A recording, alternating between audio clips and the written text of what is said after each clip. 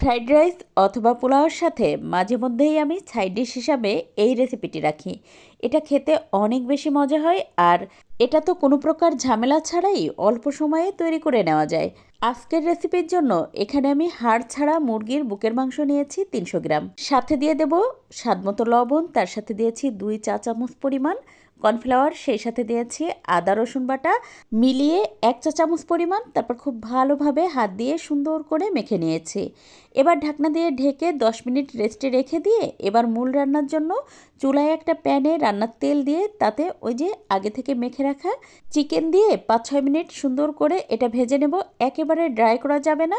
শুরুতে এভাবে যদি কর্নফ্লাওয়ার দিয়ে চিকেনটা মেখে নেওয়া হয় তাহলে চিকেনের ভিতরটা জুসি থাকে, একদম ড্রাই হয়ে যায় না।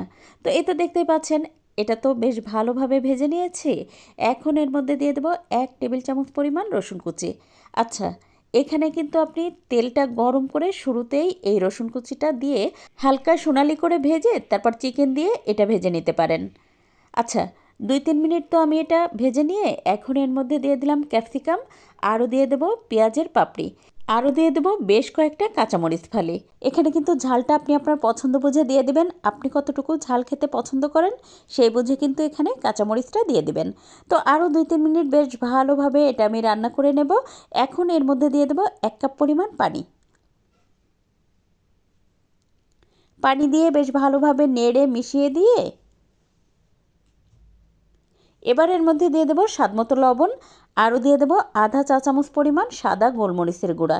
ইচ্ছে করলে এখানে কালো গোলমরিচের গুঁড়াও দেওয়া যায়, হাতের কাছে যেটা থাকে সেটাই দিয়ে দেবেন। আরও দিয়ে দেবো 1 টেবিল চামচ পরিমাণ সয়া সস। তারপর তো সব কিছু খুব ভালোভাবে নেড়ে মিশিয়ে দিয়ে এবার এটা আমি 5-6 মিনিট রান্না করে নেব। আর চুলাটা হাই রেখে কিন্তু আমি পুরো রান্নাটাই করেছি। চাইনিজ এই ধরনের যে কোনো রান্নাই কিন্তু চুলাটা হাই রেখেই রান্না করতে হয়, এতে করে রঙটা কিন্তু ঠিক থাকে। প্রায় 5 মিনিট রান্না করার পরে দেখতেই পাচ্ছেন, এখন একটা পাত্রে নিয়ে নিলাম 2 চা চামচ পরিমাণ কর্নফ্লাওয়ার, তার মধ্যে দিয়ে দেবো 3 টেবিল চামচ পরিমাণ পানি। তারপর সুন্দর করে চামচটা দিয়ে বেশ ভালোভাবে কর্নফ্লাওয়ারটা গুলিয়ে নিয়েছি।